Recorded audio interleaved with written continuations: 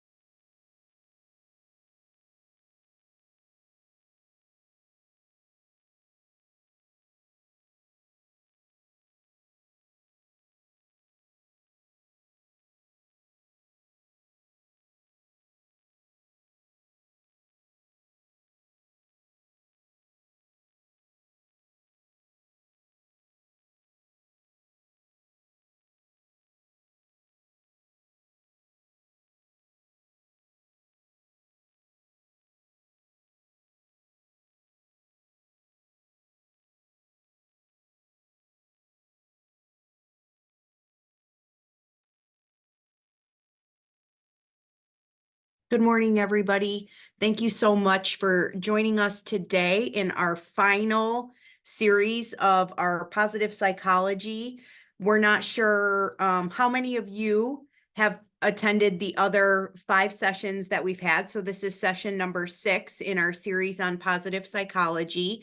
So we'd love to hear, you guys in the chat box sort of interact as we go through this and sort of recap each one of the different sessions that we've had. I am Amy Burke. And Anna, do you have some housekeeping things before we get started, or am I Just putting a couple of things. I feel like by now we're all pretty used to Zoom, but just in case we're not, you guys are all muted. Your cameras are disabled, so we can't see you. So we're going to use that chat box as our main way of communicating with each other. If you guys have been to any other presentations that Amy or I have done, you know that we really like to interact in the chat box.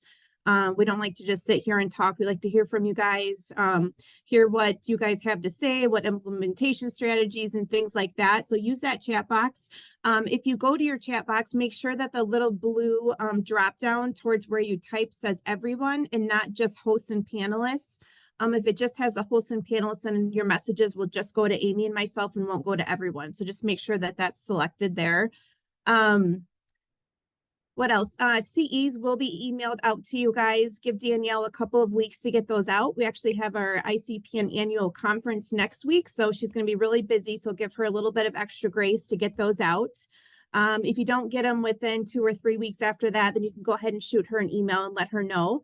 All of our trainings are posted on our website. If you haven't been there, then it is icpn.org. And then there's a little tab that you can see our trainings, upcoming trainings, and what we have to offer.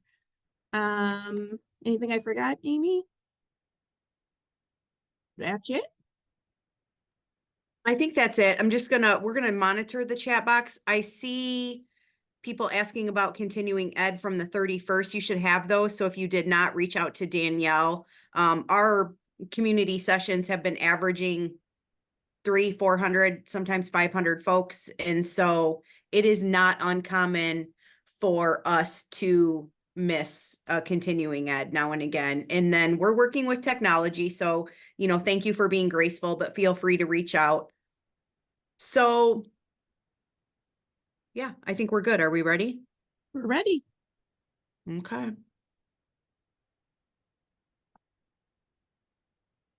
Okay, so I am Amy Burke. I'm one of the directors with ICPN. And for those of you that have been around a while, it is not uncommon for Anna and I to be super creative in how we introduce ourselves. We feel like we're sort of familiar faces at this point, and we're we're sometimes tired of seeing ourselves. So, one thing we haven't done in a while though is sort of really tell you guys who we are and about ourselves. And so, Anna, I am going to challenge you to sort of tell people as we're sort of wrapping up this series on positive psychology, how you sort of came to embrace this idea. And I think that as we go through this, you guys will sort of sense Anna's passion with positive psychology and her wealth of knowledge behind it. And so, can you sort of tell everybody how you sort of landed on this? Way to put me on the spot, Amy. Thank Um, you. yeah, yeah. That's the thing with Amy. She never tells me up front what she's going to ask me, so I've learned to roll with it. Um, I land on it. Well, to be perfectly honest, during the pandemic, I was bored and stressed and anxious and home with my kids, never been a stay-at-home mom, trying to figure crap out at home, all of that. And so I just started listening to just random podcasts just to get my brain going. And I just happened to fall upon it. And at first, I was like everyone else that thought it sounded a little bit hokey. I'm like, positive psychology, give me a break. But once I actually started learning the different pillars and how I could apply that, it actually made sense to me. It connected. I don't like negative thinking or being around negative people or anything like that. And I feel like I was getting into some traps and starting to move in that direction, especially during the pandemic. So this kind of just helped me move back into the positive parts of life. And again, as my kids get older and all of that, like I'm trying to really slow down life and find that balance. And this is just one of those ways that really kind of resonated with me. And that I just really, really kind of fell in love with over the past 2 years. Yeah, I think that my journey to positive psychology is pretty similar to yours. I mean, as a behavior analyst, I tended to be a little bit more black and white with my thinking, but the pandemic sort of did a lot of good things for us, and it really sort of, for me, focused me had me focus on my overall well-being, and when you're sort of faced with this great unknown about what our future holds, what our health is like, it was sort of a slap in the face that I needed to do some things differently. And so I am not sure that without sort of Anna and I crossing this journey together into positive psychology, that I would have landed on the science of positive psychology. I knew that I wanted to focus and live a more value driven life and improve my overall well-being and not live in so much negativity. But it wasn't until Anna sort of took a deep dive into positive psychology, and we'll get into a little bit more of that, that I really sort of applied true positive psychology and PERMA to what I was trying to do in my life. And so, yeah, that's sort of how I got to it, is through Anna, in that I wanted to make a change and sort of be just a globally better human. Yeah, and I will say that it's a lot easier to apply some of these things and learn about it if you have other people around you also doing it and have that same goal in mind. Otherwise, it's so easy to keep going back to the negative. But when you're both in the same boat and wanting to work on the same things and can challenge each other, then I find it a lot easier. Yeah. Yeah, and I know that you're working on it with, those of you that have been around know, Anna has a close relationship with her mom, and she has a stepdad who has Lewy body dementia, and, she's pretty open about that journey. And so, if you've been to some of the other sessions, sort of talks about really embracing the idea of positive psychology with her teenage daughter and her younger daughter, and she has a stepdaughter and her mom that's sort of dealing with a lot. And so, I say that because it's easier to sort of watch other people do it, and we tend to be harder on ourselves. And so it's easier for me to sort of watch you sort of go through this journey as it is to sort of look at myself and say, oh, okay, here's the things I'm doing. And I think of positive psychology as more of like a practice. It's Yeah, not a linear sort of, sure. I'm going to get forward every day. I make a few steps, and then I fall backwards and have to catch myself. And so I'm definitely, it's a journey in a practice that will be lifelong, right? Absolutely. Yeah. So that's us. We both work for ICPN. And so this is the final session in our series of positive psychology. And so today we're going to talk about do just a refresh of positive psychology, some takeaways, and then a conclusion, sort of wrapping it all up. And then we're going to leave you with just a quick sort of what can we do today. And so Anna is going to get us started with an overview of positive psychology.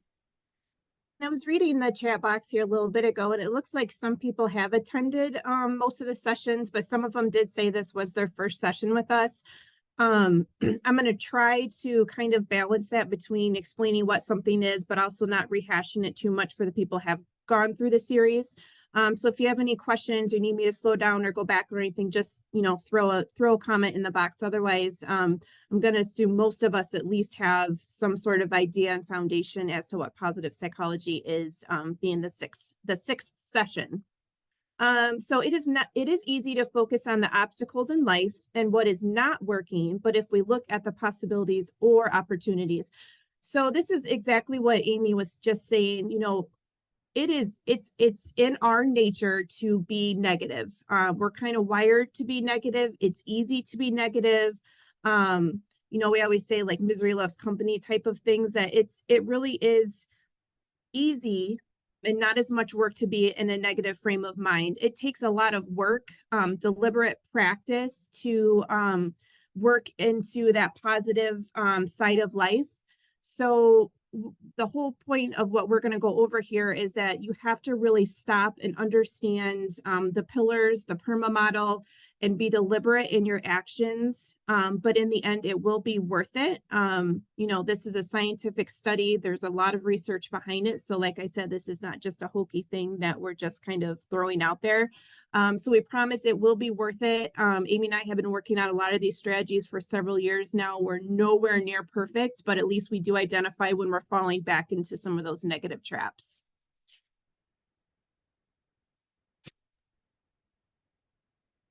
Yeah, and I sort of added this quote as a way to sort of, we all have these sort of mantras or things that sort of spark or resonate with us, right? And so for me, this was sort of a light switch moment, that staying positive doesn't mean you have to be happy all the time, right?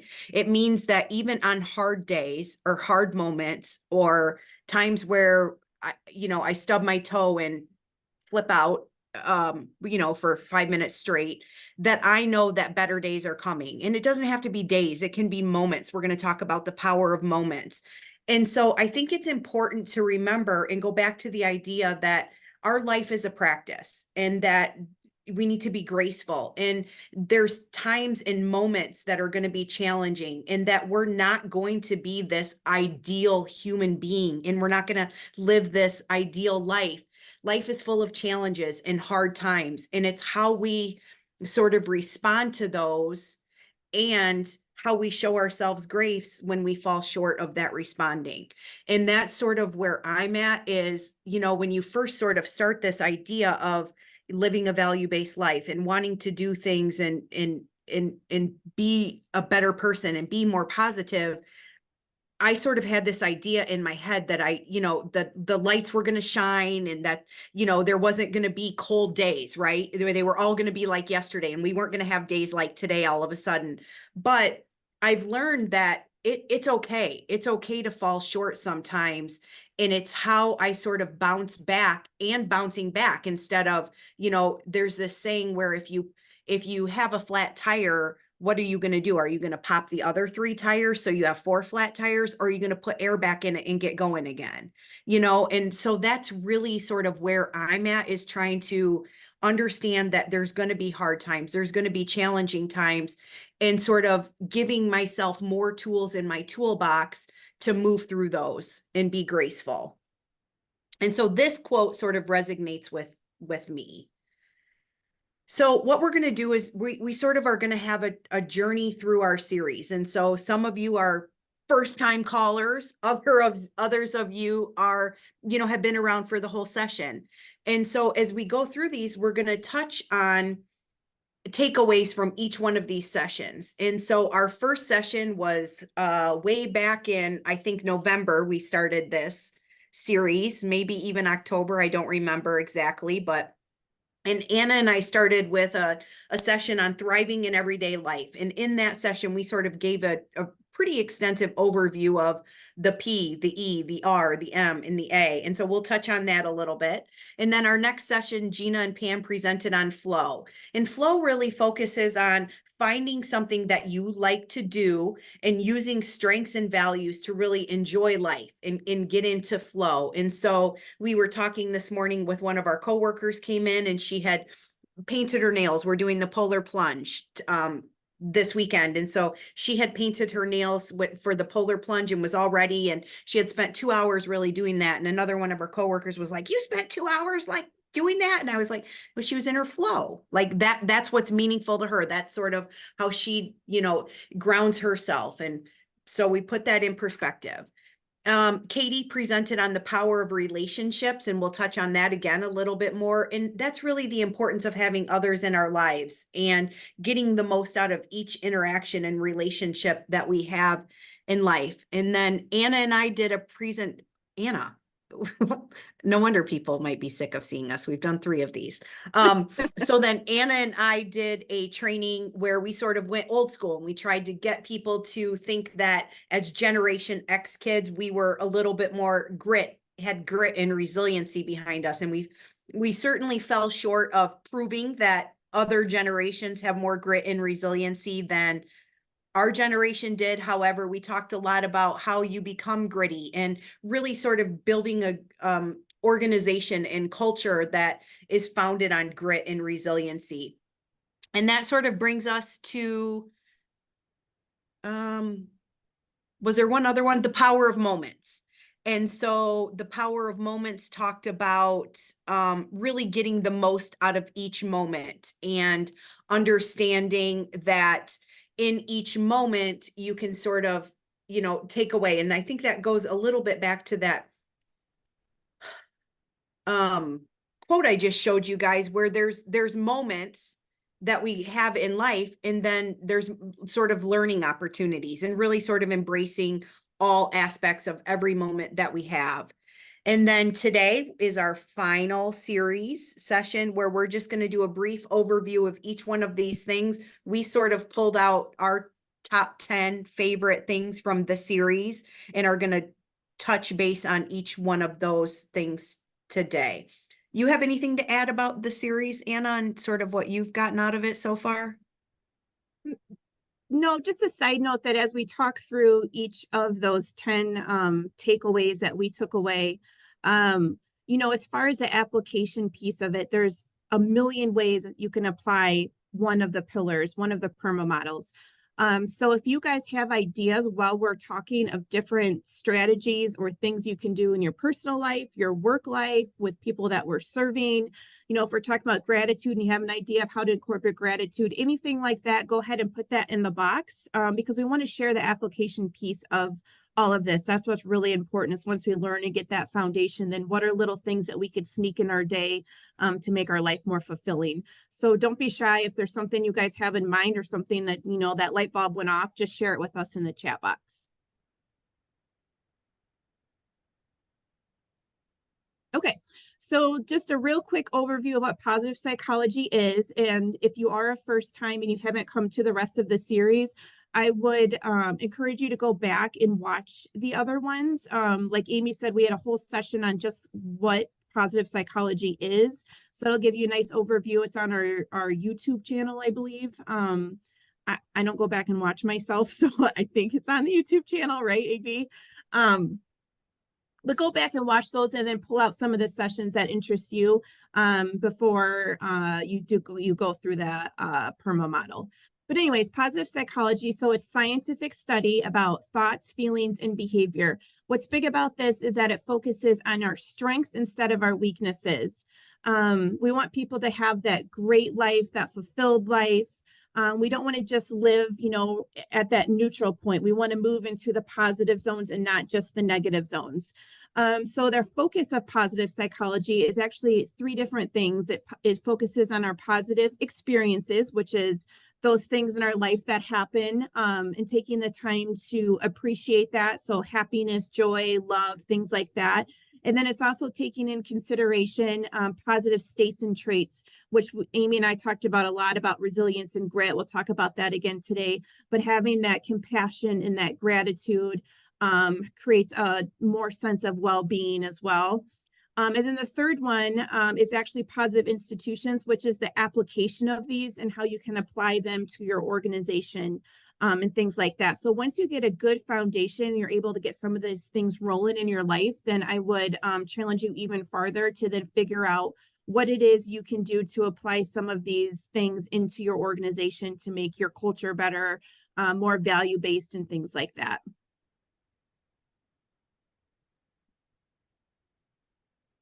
So this is our guy, Martin Seligman. So he's the father of positive psychology. So we kind of came up with this idea of this life equation, right? So as I talked about, we have our neutral kind of right in the middle, and then we have that equation that we learned in math, that all of the positive goes on one side and you move the negative to the negative side. So our positive are the positive things that are happening in our life, and then the negative is our distress, our anxiety, mental health issues, anything like that.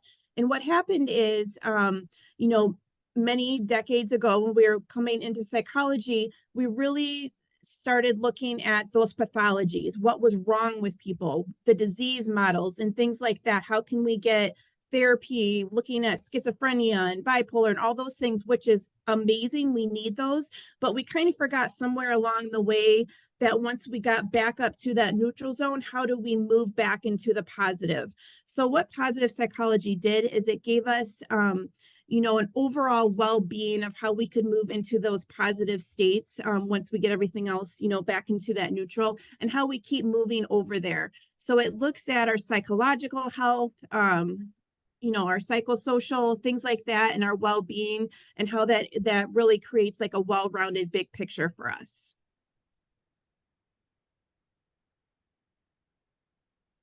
What's great about positive psychology is that it does two things. First is it offers a protection layer for us, right? Like we always want to protect ourselves. So it helps us create or build, that tough skin, that resilience, that grit, what we talk about that hopefully will keep us out of that negative, or if we're in the negative, that's okay. Give us the tools to hopefully be able to cope and move through distress patterns and regulation and things like that. And then the second thing that it does is it helps us grow. So it helps us learn from those things. It helps us move forward. It gives us the momentum that we need to then go back into that fulfilling well-being life. So I like it because it gives us the protection, so like our armor, and then how we can move forward and incorporate some more positive things into our life.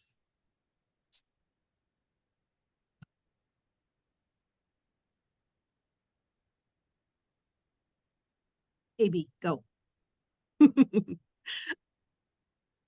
I thought I did switch it. So this is the PERMA model. This is just a nice little visual for you guys. I think Danielle actually sent it out in a attachment during our first training. But you can just Google it too if you put in PERMA model. And there's a whole bunch of different images that work well. This is the one that we use.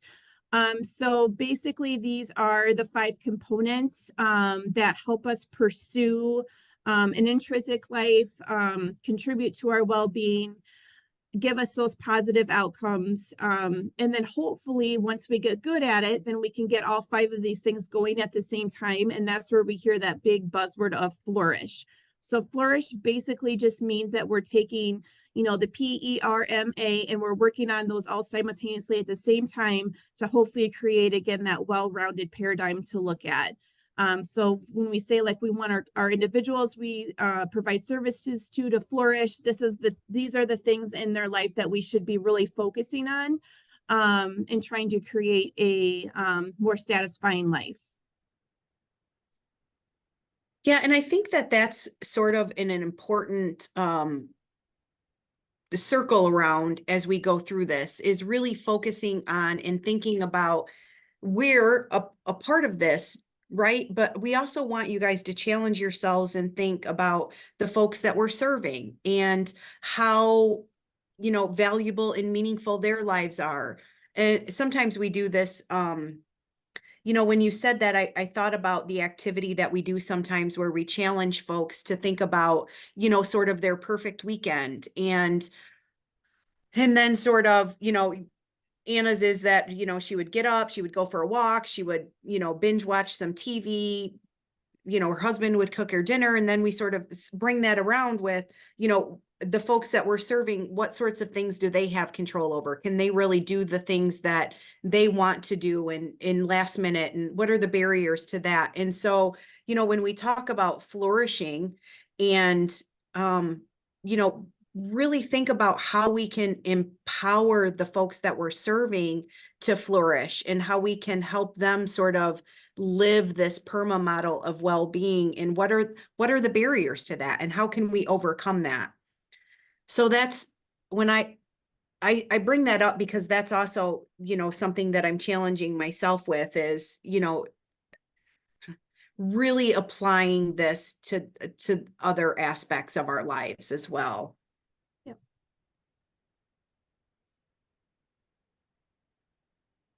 We'll move into kind of what our 10 takeaways are.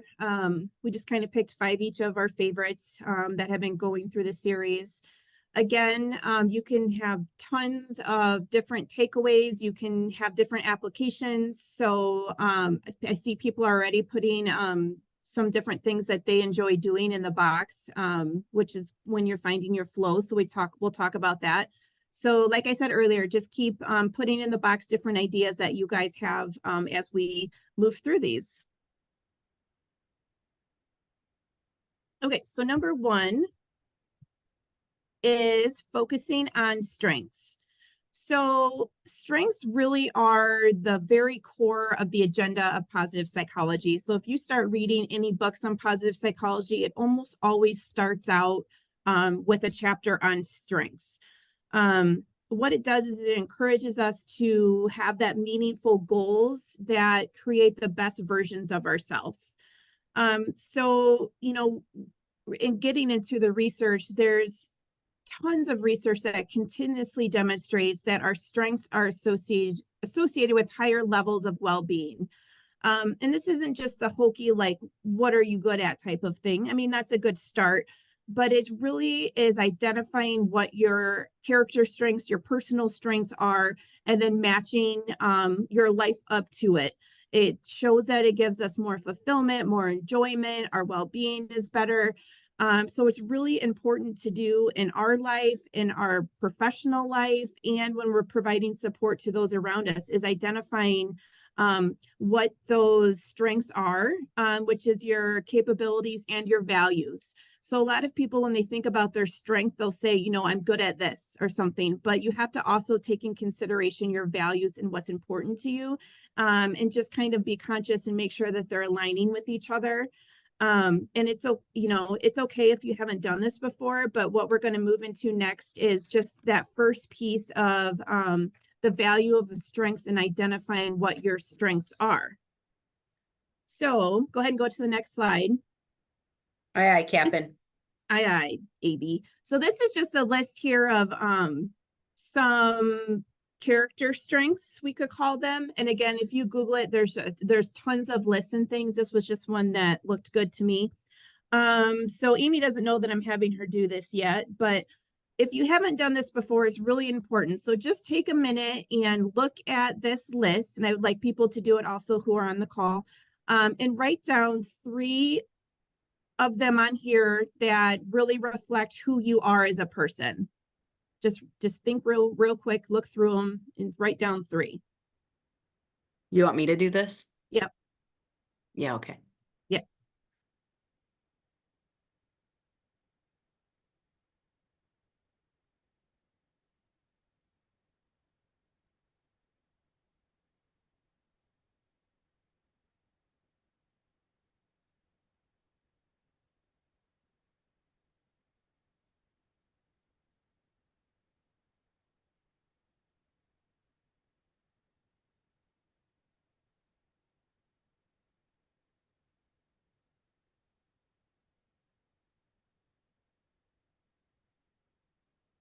All right, what you got, Oh, AB? look at all these. What, you want mine? Yeah. Okay. So I came up with that I'm level-headed, calm, and organized. What? Just kidding. I'm just kidding. I'm gonna snort. Wouldn't That that makes me be laugh. wouldn't that be amazing though? Guys, I am Anybody who the knows Amy, those are not her three. Try again. okay, so I'm funny. I'm a good problem solver and I am insightful. How's that? Okay, I like those. That's better, right? That's much better. Um, did you What find were it on? yours? I didn't do it. I'll look at it real quick. I need some glasses here.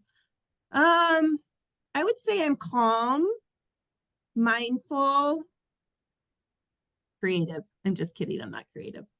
Um, poised. Yeah, that's good. Those are good ones, Anna. You like those? Okay. Yeah. Okay. So when you were doing that, did you find it like a little bit uncomfortable to go through those? Yeah, it's funny you say that because as I was like eh, focusing on the negative. Like, I try so hard to be positive, and so I got to that word on the list, for example, and I was like, "Oh, I certainly am not positive because my pop didn't come out of the when I bought a water the other day at the day training place I was at, it didn't come out, and so I had to push the button like 100 times to get it out. Certainly, I'm not a positive person if I behaved like that in that moment. And so I found myself doing that with so many of the words, like Mhm. sensitive, like I'm not sensitive because there was a lady that was driving that was maybe a little bit elderly and she didn't merge correctly. And I flipped her off, down below so she couldn't see it. So I can't be sensitive then, Yep. but I am a sensitive person, Yep. and so, yes, I was very critical. I went very negative and critical when I was looking at each one of the words as I sort of related them to myself. And then there's certainly words that I'm just not, right? Like organized. I am type B, a poster child for type B. My whole life is just like a tornado and it works for me and I've learned to embrace it, and I thought that maybe that made me a bad person, but it doesn't. It's how I get through life, and the people around me have learned to. And so, yes, to answer your question, I'm curious to see if other people did the same thing as they were going through the list. That it's hard to think of the list itself says personal strengths, and I think it's hard for us to be graceful and focus on positive strengths. It really is. And like we said earlier, it's easier to go to the negative. It's easier to point out our faults. It's uncomfortable and we almost feel like we're bragging or we're full of ourselves or anything if we have like a good word for ourselves. I mean, I don't think I would ever have looked at these words unless I was like in a job interview and they said like, what strengths do you bring to the table or something like that? And you're like, oh, this is uncomfortable. You got to talk about myself, those sort of things. But we really, really need to be introspective and looking at what our strengths are. Um, that's the whole, like I said earlier, what positive psychology is starting with our strengths, living a strength-based life. When I was working on my master's in social work, we had the strength-based perspective for a reason. If we can pull out the strengths in our friends, in our family, in ourselves, the people we serve, we're gonna live a better life. We're gonna live a better life. Our environment will be better. It'll be more conducive to what we're looking for. So we have to start with that. So this was just a quick list, but there's actually the VIA survey. I wrote down the website somewhere. Authentichappiness.org. They said it takes like 40 minutes to do it. It's a really big, long, and yeah, but it gives you tons of feedback and it helps you kind of look into that and see what your character strengths are. I've never done it, but maybe I will do it sometime because I want to kind of see what it does, what it tells me my strengths are. Maybe it's not what I think it is, but that's Yeah. okay. The other thing So I found myself doing is that, I always like to put this human connection with things. And so I sort of look at the list and see who's on in like the last time I saw them and have these connections, right? And so like I found myself looking at this list and saying, like, oh, I'm not adventurous, but so and so is, or I'm not a charming person, but Katie Doctor is on. I think she's charming, or I'm not disciplined, but Kristen from the Springfield team is on and she's disciplined. And so it was so easy to put these words on other people that I know, but not myself. Right. Right. Yeah. I know when I saw the word funny, I'm like, I hope she says funny. I'm not funny, but Amy's funny. So if she's on there, then it's just like this, like, woo, like all of a sudden your mind is just like playing ping pong about this. Okay, so one step further here, Amy, what do you think research says are the most robustly associated words with satisfaction? So just throw out a couple from the list. What do you think that research shows is most associated with life satisfaction?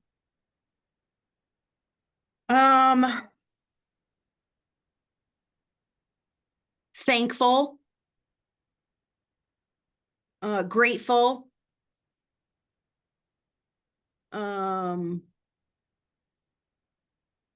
driven. I don't know. Help me out, Anna. I feel like this is a geography quiz and I'm failing. What way is North Dakota, Amy? North, south, east, or west? Oh, I'm not going to play this game. I'm not going to play this game. Okay, so it's curiosity, gratitude, hope, love, resilience, and zest. The zest for life. I think that's such a cool word, zest. I'm gonna have a zesty life. So I guess No, if any of the rest of us listed the other ones, I guess we're just doomed to be. I'm just kidding.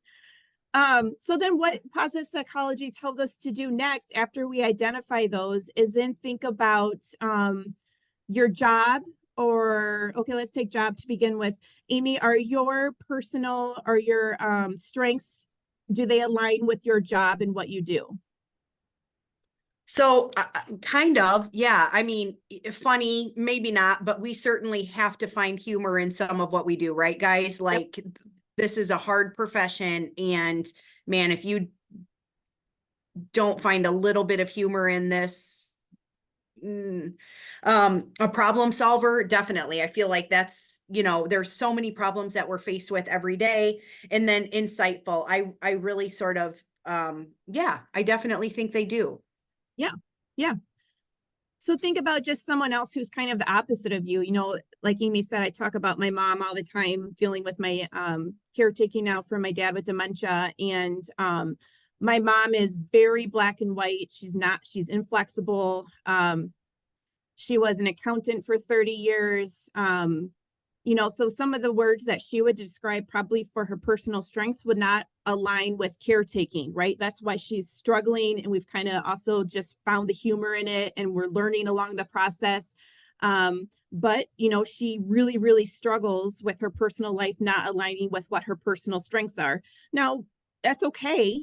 We just need to identify it and know and work on the things that we need to do to get, like I said, back to that neutral or positive equation part. But looking at your hobbies too. So Amy, what are your top two hobbies? So I love to do Pilates. That's one of the things that I started doing. And then I like to, and I'm not sure what answer you're really looking for, because sometimes you like me to say things that are not, I like to online shop. Is that where we're going? Or do you really want? I also like to sew. I took up quilting. And so that's something that is good for me. Yeah. So then as we move into flow, a little bit later too, is how are we using our strengths so your strength is, maybe not being organized, so you're not strength, but then when you find a place in your flow, like sewing or Pilates, you don't have to be organized, right? It gives you that place to be creative. It creates that space, that keeps us safe, makes you safe and makes you feel good. So anyways, what we need to do is we need to start thinking about how our values and our strengths align with things like our hobbies, our job, the people we support, things like that. So for me, like kindness is big. I love mentoring. I love spending time with people. You know, I like adventure, but I need to be pushed to get there. So aligning myself with people who do like adventure and are going to get my butt up and going, and getting there. So once you start thinking about what your personal strengths are, then you can start moving through, and identifying to help you propel and get more job satisfaction. Yeah, I think that I have a maybe a little bit of a squirrel confession to make, and we've not talked about this yet, but I see a lot of people talking about Anna's like, what is coming out of this girl's mouth right now? And so I see a lot of people talking about things that they enjoy doing, and I love to bake. And so I love to bring treats in for my coworkers. I love to bake for my husband's work. And so I love it. I love to bake. You can be messy, but there's sort of a recipe that grounds you. And so in my mind, I was going to love the idea of sourdough, like sourdough, all the things, right? And so I got a sourdough starter, and it's like a Tamagotchi. Like, it is so serious. It is so overwhelming. It is like, and so I have to just be graceful with myself and say sourdough is not for me. And I'm just going to have to buy it at the grocery store, because you got to feed it. You got to like discard things, and then you can make things with the discard. And I am so envious of the people that can keep that thing going. But I made a tough decision this week that that is not going to be for me. Even though I love baking, that's like a whole nother level of commitment that I'm just not here for. So There, I said it, I put it in the universe.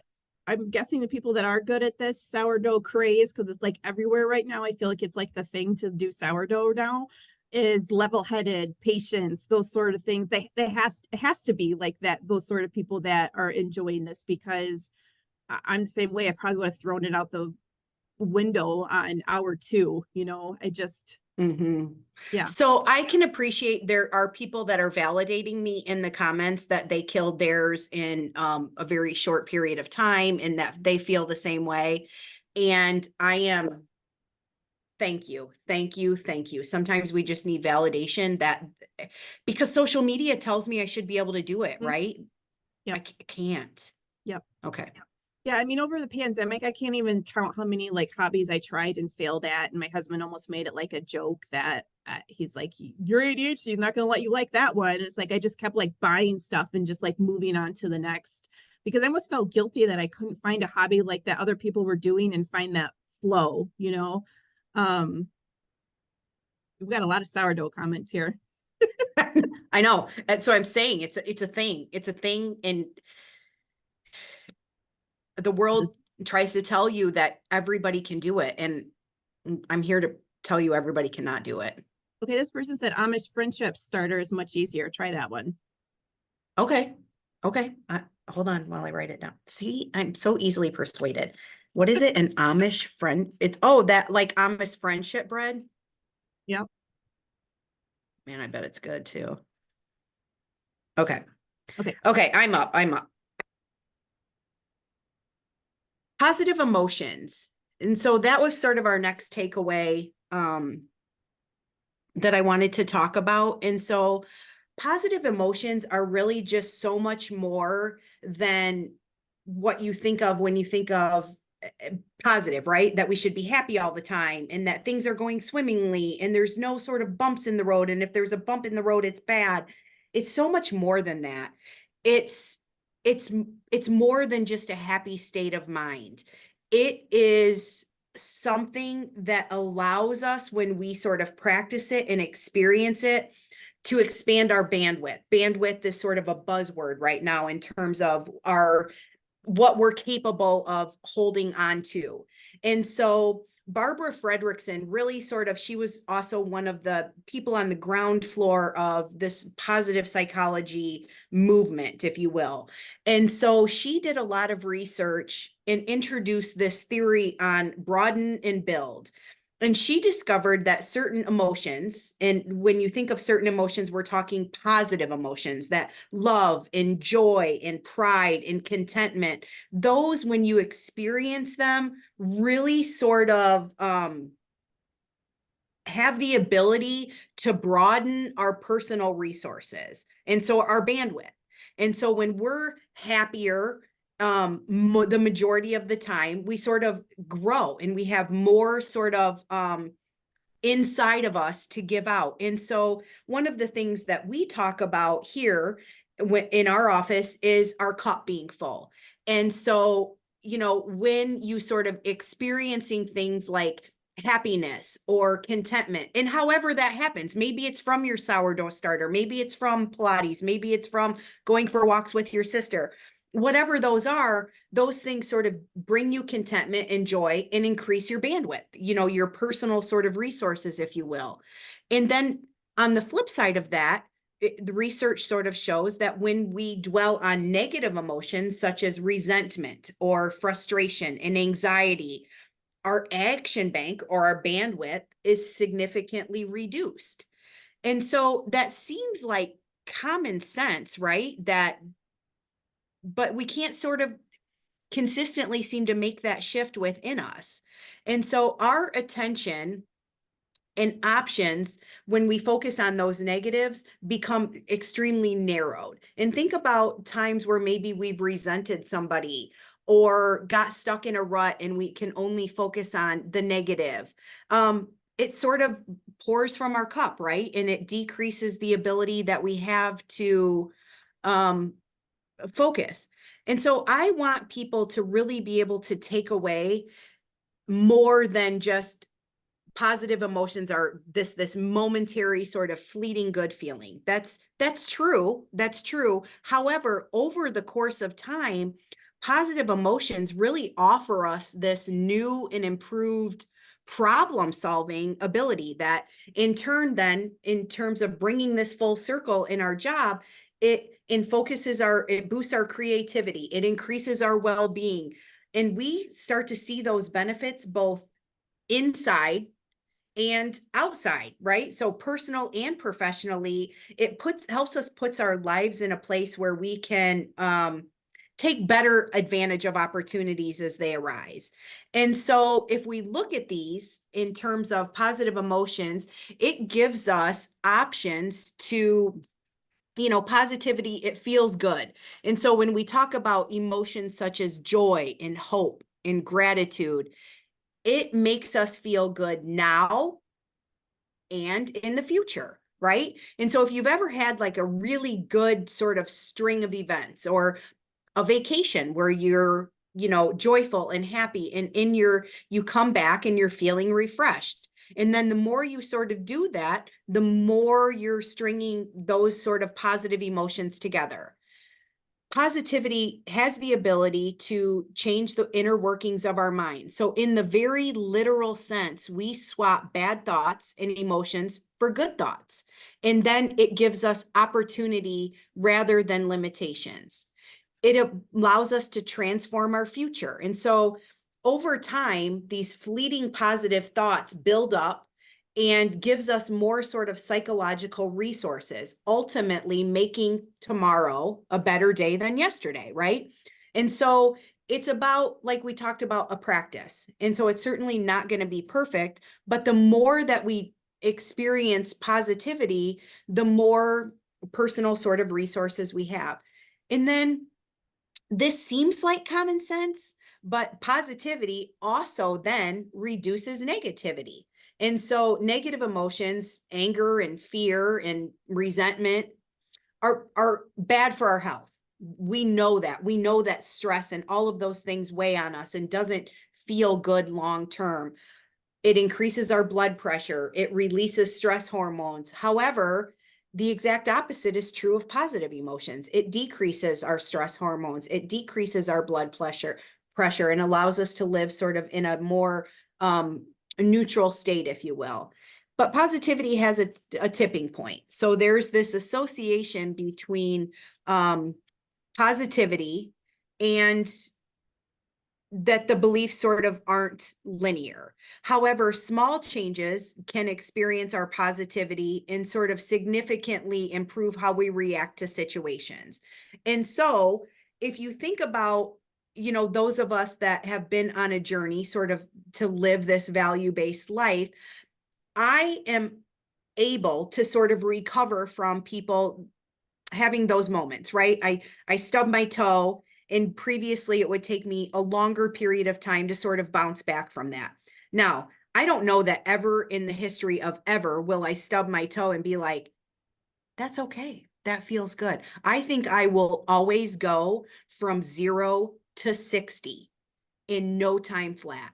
But I don't stay there as long. And so I'm like, yep. And once the pain is sort of gone, it's gone. Previously, I would stub my toe and I couldn't come back from it. Then I would catch my shirt on the door. Then I would spill my coffee, right? And it's all of those little things that would sort of add up. And so I say this because the next one, that positivity is learnable. And so I didn't always have the ability to sort of be graceful and show gratitude in those situations. So, but what I did sort of get rid of is that life draining negativity. And so I am always working on increasing my capacity and adding positivity to my life. In doing that, in sort of cultivating those positive emotions, I think the easiest thing, or the step number one, is sort of focusing on gratitude. And that's sort of a big contributor in terms of what it is that it's focusing on things that we're grateful for in everyday life, right? Like I'm thankful that I have the family that I do. There's sort of easy, tangible things to focus on. I think of it as sort of like a ground zero. And so it's easy to do this. You can, keep a gratitude journal. You can say it to yourself. And so I think that in doing this, you want to sort of make a conscious choice to put in the effort and pursue this happiness. And in having sort of a practical takeaway, I think that focusing on things that we're grateful for and acknowledging blessings and nurturing this sort of cognitive pattern that proactively seeks out goodness, right? Over time, it becomes a little bit more second nature than it was previously. And so, Anna in the beginning talked about her sort of journey in living this value-based life.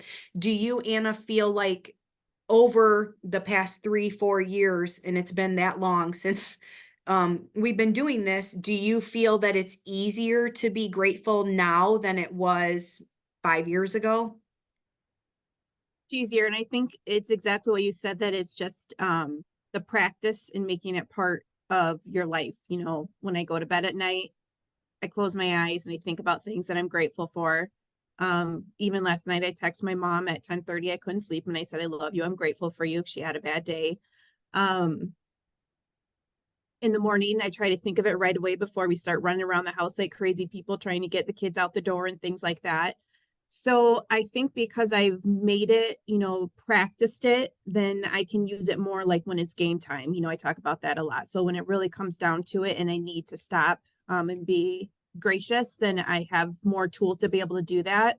I always start off my meetings when I'm working with individuals, especially IDTs, at the end, like name 3 things you're grateful for, name 3 things good that happened out this meeting, name 3 things. So and we go around, and every clinician or every Q or whoever it is in there has to do it. And it just creates a kind of lowers that distress right there, puts us in a place where we can end on the positive, focus on the negative and things like that. So yes, 3 years ago when I started doing that, it was uncomfortable, it was hard, and I was like, I'm not doing this anymore. But now that I'm used to it, it's just part of, what I do every day. Yeah, and I think one of the other things I've learned is that it doesn't have to be these large, grandiose things that I'm grateful for, right? Sometimes I'm grateful that I put ice in my coffee to make it like right above room temperature to drink it. And there's a sweet spot of that. It's a science. And so there's times where I take that first sip of coffee and it is the perfect temperature. I'm grateful for that. Sometimes I'm grateful that my dog comes into the house and doesn't bark at the people walking to the bus stop. I'm grateful for that. It doesn't have to be these huge things that we're grateful for. As as supervisors and leaders of our field, we're grateful maybe that a shift got filled. We're grateful that, we got a consent form signed back. Sometimes I'm grateful that I'm doing laundry and my socks all match and I don't have one straggler that's in a different load. Certainly I think a lot of us can resonate with the idea that maybe we need a new pair of pants and we try on a pair and they fit, right? And we're grateful for that. And so, I think that I challenge people to realize that the gratefulness can come in very small increments, and that has a huge, huge impact. It doesn't have to be this large sort of thing that happens.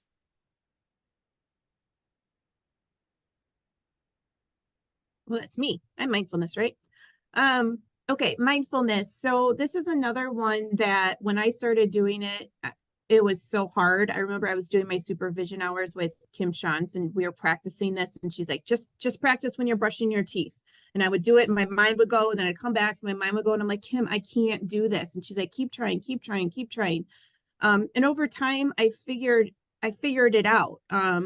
So mindfulness is not about always being in a positive state. What it is it's stopping and it's looking inward and figuring out what you're feeling at that time. And it doesn't have to be a good positive feeling.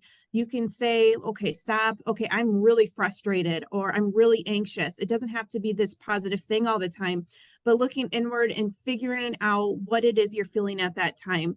And again, what it does is it just right away lowers and gives yourself some grace. Like, okay, this is what I'm feeling. This is not going to affect me moving forward. So if I'm frustrated with something, if my morning was terrible and I don't stop and look inward and realize that I'm frustrated, when Amy walks in the door, I might bite her head off and she doesn't know why.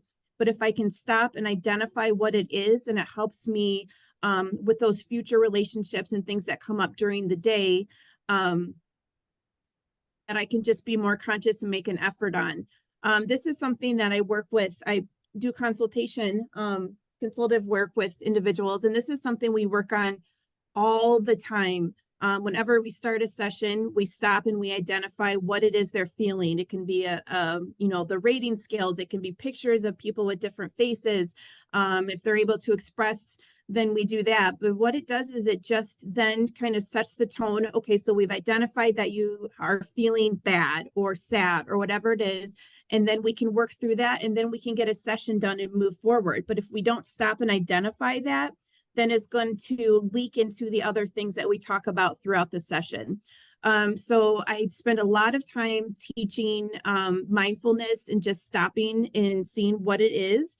And sometimes in that application, you need to back up a step. So like with my people I work with is sometimes they only have two feeling words and it's mad and sad, or maybe happy too, is really giving them the vocabulary, the ability to express a full range of emotions. So is it fulfilling? Are you disappointed? What do these things look like? And give them different identifying words and feelings so that they can be able to identify it. So once we work on that skill development for a while, then we're able to work on that mindfulness. What are you feeling right now? So that then moves into your flow. So once you're able to be mindful, it lowers that back down, that distress, so that you're at a nice neutral area. Then you can then move into your flow. So what your flow is when you find that thing that you can really get into and you concentrate so hard, or you find that space in your brain that time just kind of flies by and you don't even notice. So some people can identify what their flow is right off the bat. They know when I do this, I lose track of time. Some people it's reading, some people it's sewing. For me, I love to go hiking, or I love to just be out in nature, go to forest preserves. That's my place. That's my happy place. I love to watch my kids play basketball, do different sporting events. And I used to think that that was kind of like a weird flow hobby, but I get so in tune as to what's happening. I forget about everything else that's going on. And I think the other important thing is that we need to understand that flow can look totally different for different people. And as I was thinking about this morning, just this week, I was taking one of the people that I support out. He's diagnosed with bipolar. And so we've been working a lot on mindfulness and flow and creating that positive energy to hopefully I can get that more in his bank so that he has a better distress tolerance. So we were walking along the river here in Rockford. He loves to walk, and we were walking, and I said, hey, like, look at all these beautiful houses along the river. Let's look at the birds. I was like, I mean, it was what, 70 some degrees out. So it's absolutely gorgeous out. I was in my flow. I was like, oh man, this is awesome. I feel the sun on my skin. And all this person could do is look at the traffic. And I couldn't even get him to keep looking back over at the water. He was like looking over here, looking over here. And he loves red cars. Everywhere we go, he points out, look at that red car. He wears a red jacket. He loves red anything. And what he was finding enjoyment in was watching and counting how many red cars were going on this busy road next to it. And I kept trying to distract him and bring him back. And then finally I was like, Anna, he's in his flow at these red cars. Like, he's smiling, he's laughing. We were barely even talking to each other. He's like, look, look, look, look. So in my head, I was like, I need to pay attention to other people's flows. They're not going to be the same as mine. His was finding red cars, red semis, red anything that would go by, versus me, I was looking in the opposite direction and looking at these beautiful houses along the Rock River and, the geese out and things like that. So mindfulness just gives us that ability to look inward, create that space, so then we can move into finding our flow, which, research shows will then help us have a better well-being and make us live more satisfying lives. What are we doing on time? Okay. Building positive relationships. This takeaway was actually an entire session. And so I'm not going to spend a lot of time on it other than to sort of say, I think we all sort of understand the importance of positive relationships. And so when I sort of reflect on these are my co-workers. This was we all dressed up for Mardi Gras because we had a team meeting that day. And so I sort of find, I'm lucky because I have coworkers in 3 different offices that I'm able to sort of fill my cup with. And so when I sort of reflect on the happiest moments of my life, people are sort of always a part of that story. Not necessarily strangers, but people that sort of bring me joy and fill my cup. And so that goes all the way back to even before I was sort of really thinking about it in the sense of a positive relationship, right? When I really sit back and reflect on some of my best and my warmest moments, they're filled with people that bring me happiness each and every day. And so researchers consider healthy relationships to be the single most important factor in happiness.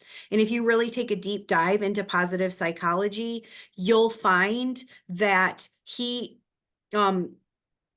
what's that guy's name? Marvin. I just forgot his name all of a sudden. Seligman?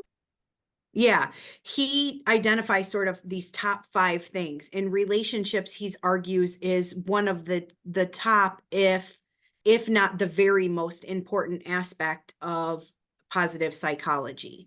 And so relationship is sort of the heart of our person's life. And so we're surrounded and interact with people on a daily basis.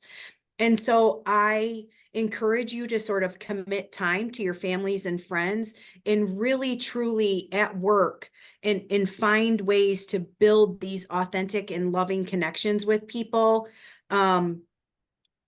and not get into these sort of closed loop systems. And so it's very easy to nurture and invest in positive relationships with your coworkers and have this positive support network that sort of supports personal growth and well-being. And I think that in everything we do in life, we're always going to encounter those people that take from our cup instead of fill it, right?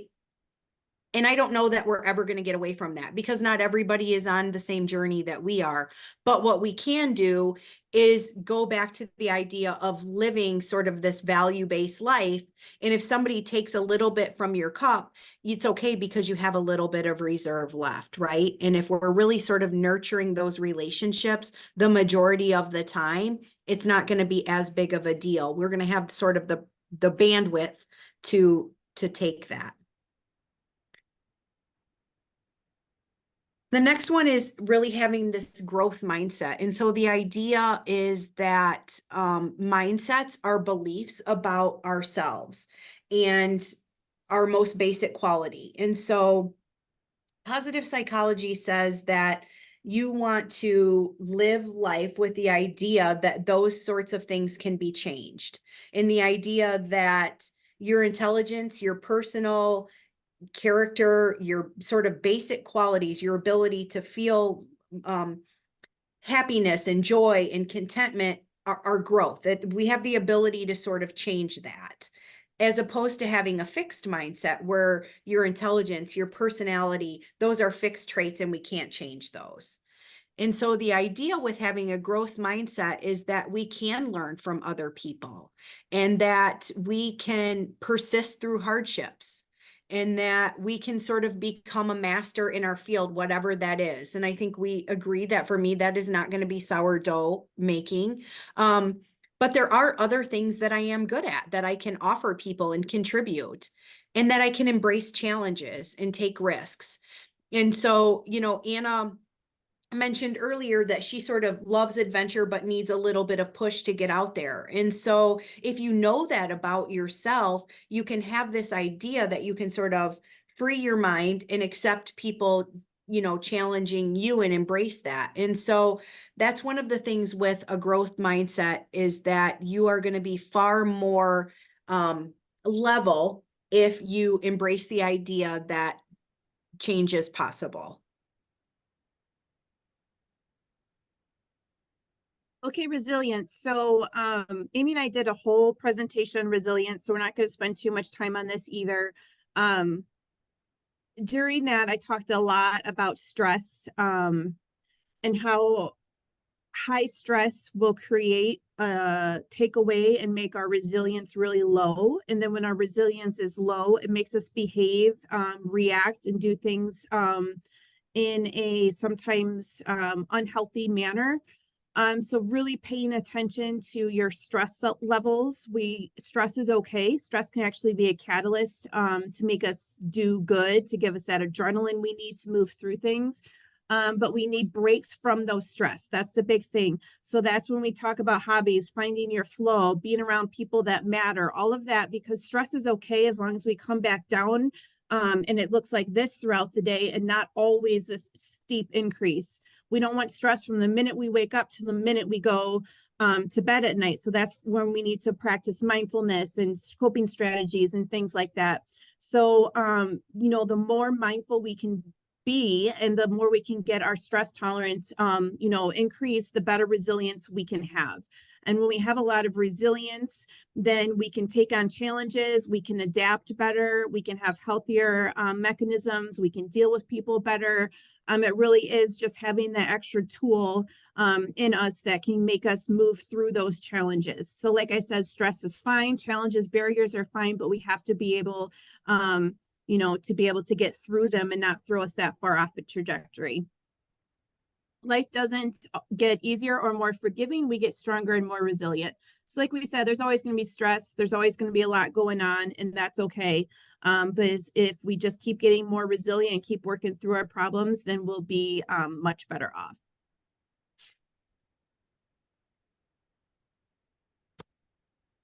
Okay, positive interventions. This is, as a clinician, this is probably one of my favorite ones. There's a whole bunch of different ways you can think about positive interventions. The way I think about it is might be a little bit different than other people. I think about it more as how can we create positive ways, positive techniques in the people that we're serving to make their lives more satisfactory, their well-being better.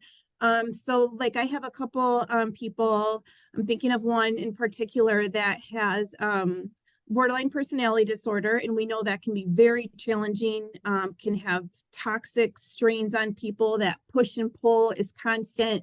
But he had a goal that he wanted to get married. He was engaged. He wanted to move with her and her family.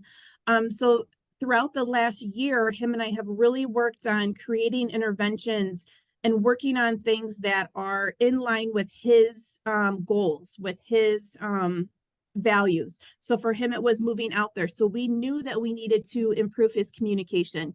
We knew that we needed to work on him and being more graceful to people.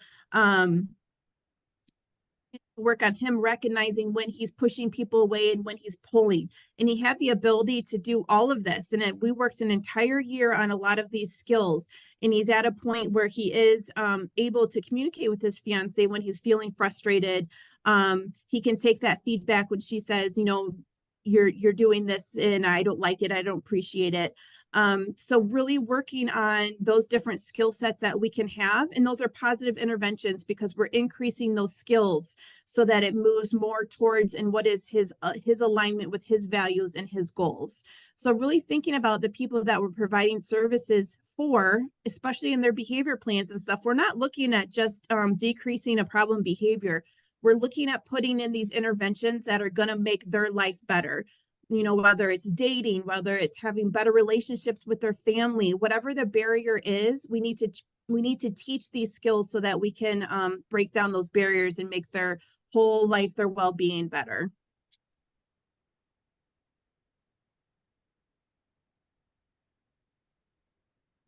These are positive experiences.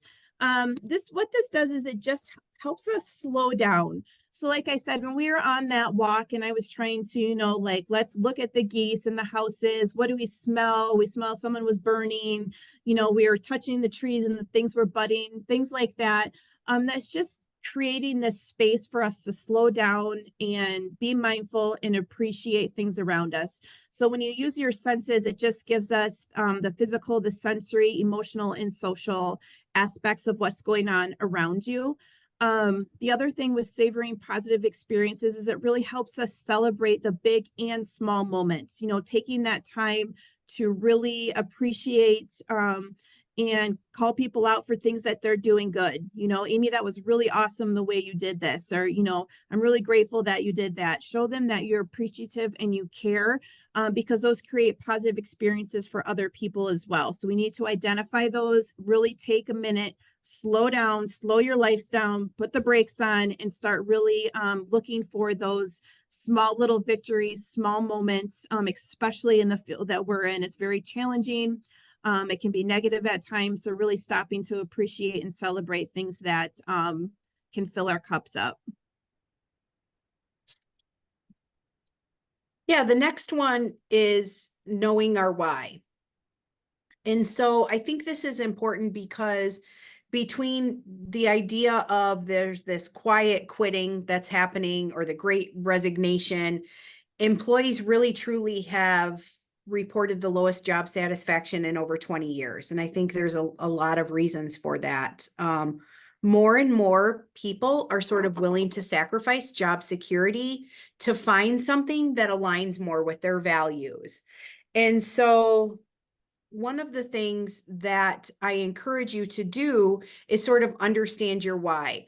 As we really sort of take a deep dive into people and sort of understanding what it is that they need, people are identifying that they want to work and spend time doing something that is mission driven and aligns with what their sort of why is. And so if we don't know what our why is and we haven't sort of spent time building this culture in terms of understanding our why, then we can miss an opportunity. And so understanding our why allows us to build a culture. And building a culture is sort of getting these guiding principles that help people understand the difference between right and wrong. And so I assume that the majority of the folks on here work for a place that sort of has a mission statement, but do you have sort of a culture and understand what that means in terms of um, defining who you are? And so it's important to note that it is not, it's a way to get a group of people together, not so everybody sort of has the same sort of robotic thought process, but that you have the ability to have these values that can sort of allow you to work collaboratively together. And so certainly, you know, with the folks that I am have the pleasure of working with in Rockford and Chicago and Springfield, we sort of all have this understanding of our values and our mission and our drive. And then we have the sort of this growth mindset that we can learn from each other and that there's room at the table for all of our different disciplines. You know, I'm a BCBA and I have the pleasure of working with some crazy talented clinical staff that challenge my thought process every single day. I'm not resentful of that. I'm not resentful of their science or their thought process. I want to learn from that and I want to see their sort of vision and understand that. And so that's really what building a culture is that it's allowing yourself to immerse yourself in personal growth and identity and surround yourself with people that make you a better, more committed person. Number 10 is grit. And so, you know, if you attended the training on mental toughness, we talked about resilience. And so, you know, you got to have resilience to have grit. And so there is a leading sort of researcher in the ability of grit. And so there's two takeaways that we talk about, and it's passion and perseverance. And so passion comes from this sort of intrinsic interest in our craft and a sense of purpose, and that the conviction that our work is meaningful and that it helps others. And then there's this perseverance, and that takes form in resilience, like Anna talked about earlier, and that in the face of adversity, there's this unwavering devotion to continue to improve. And so that sort of drives grit. And so we always like to ask, like, when you think of grit, what sort of person comes to mind for you? You know, for some people it's an athlete, for some people it's a grandparent or a mother or a father, or, you know, somebody that's faced a lot of hardships in life. But, you know, I would argue that for those of us that have been in the field for an extremely long time and are on the tail end of what we hope is the tail end of the pandemic, and our resources are at an all-time low, you know, but we keep coming back, right? And we're here and we're trying to shift our mindset and do all of these things. I would argue that we're all a little gritty, you know, and that we have that inside of us. And so there's 4 pillars of grit. And so there's this passion and interest that without that sustained passion or interest, you would give up in it, right? You would give up in the middle of the road. And so my sourdough journey, I'm not gritty with that. I gave up. I tapped out. I don't have this intrinsic sort of passion or interest in it. And so I'm not going to stay focused when I encountered challenges. The whole thing went down the garbage disposal. I'm done with it. And then there's this idea that there's this deliberate practice. And so when you practice, there's these well-defined sort of specific goals, and it's breaking it down into small targets as opposed to just sort of doing it for fun. And so there's full engagement and high concentration, and that can look different for different exercises. And then there's this sense of purpose and without that, our success sort of exists in a vacuum and it's not very satisfying, right? We want purpose. We want goals in life. And so we sort of use that sense of purpose to tie it to a form of well-being. And so the other thing that you have to have as your fourth pillar of grit is this sense of hope. And so there has to be, because that sense of hope comes from what people see as success, right? But what people don't see is the hard work, the discipline, the disappointment, the sacrifice, the failure. Those sorts of things are where you have that sense of hope. And so in the beginning, we talked about um, that being positive wasn't linear, and that there was going to be moments in time where we had to accept those as sort of bumps in the road and come back with this idea, or I would argue this sense of hope that things are going to get better and that there's brighter days ahead, right?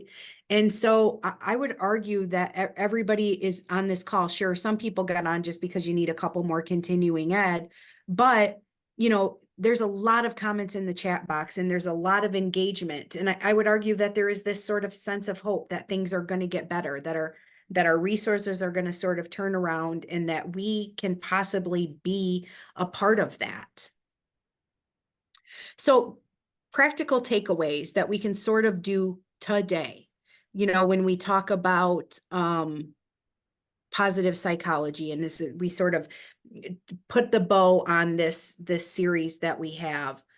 What Anna sort of talked about in the beginning that we're going to bring full circle is that flourishing, and that when you're sort of living, when you're living in accessing all of those, the P, the E, the R, the M, and the A, that we're flourishing, and that we find fulfillment in life, and that, but once we're flourishing, it doesn't stop, right? We have to keep being active. We have to keep being present. We have to keep showing up, and we have to keep sort of living life in accordance with our values. It's not like you just hit flourishing and you can take your foot off the gas pedal, right? It's work. Anna, what thoughts do you have about that? I know I'm not trying to put you on the spot, but I know you're pretty passionate about flourishing and in living in that state. For me, I think that if it's something you're interested in, just start learning about it. There's a lot of good podcasts. There's some good books out there. And then start small, pick the PERM or the A and start thinking, how can I incorporate this in my life? And then start practicing it. That's where I started, and started building on it and make it part of your daily routine. And like I said earlier, if you have a buddy to do it with you, it's always easier to challenge you and keep you on track. It's a great way to build a culture at your organization and get those ideas flowing. Because the thing is people are leaving the field, and we got to figure out how to keep people here. And research is telling us that people want to feel fulfilled. So we got to do that. And people want to feel fulfilled. We need to build a culture. We need to be mindful. We need to find flow. We need to have work-life balance. We need to be gritty. We need to do all of these things. And people know that, but they're just not putting in the work to do it. Everyone's overwhelmed, they're stressed, all of this. And I just challenge everyone to start small and start building on it, and you'll start feeling better. I'm a very, very anxious person. And when I'm doing what I need to be doing, it brings me down. I feel happier. I'm a better mom. I'm a better wife. I'm a better coworker. And when I lay my head down at night, I'm actually proud of the day that I had, and my cup is more full. Yeah, I think that's a good wrap up for this whole thing. So there's a study that focuses on the fundamentals of happiness, and we're going to send this out, so we're not going to spend a lot of time on this, but it's all things that we talked about. And so when we talk about positive psychology, it really comes down to sort of understanding what it is that we personally need to sort of be fulfilled, right? And so we'll send this out with a few supporting documents, but I think that, one of the things that we talk about when we talk about flourishing and sort of living that value-based life is just exactly what Anna said. Don't just take what life throws at you, sort of deeply engage and find meaning in your experiences. And again, are you going to do this every single time? No, you're not. But we have a choice. We have a choice to respond and engage accordingly. And so this is always a quote that sort of resonates with us by Bob Marley, that it says, some people just feel the rain, or some people feel the rain, others just get wet. And so really, in the simplest form, you have a choice. You have a choice when life sort of throws things at you to enjoy it and embrace it, or get wet, right? So I think that's it for us. Thank you so much. Again, like Anna said, our annual conference is next week. And so I'm sure we will be seeing some of you in person, and we're super excited about that. Going back to the positive relationships, those are important to us, and we're excited to see people face to face. And so please be graceful with Danielle. Give her a little bit of extra time to get those continuing eds out, and understand that a response may be a little bit delayed. And then we will see you soon. Bye, guys.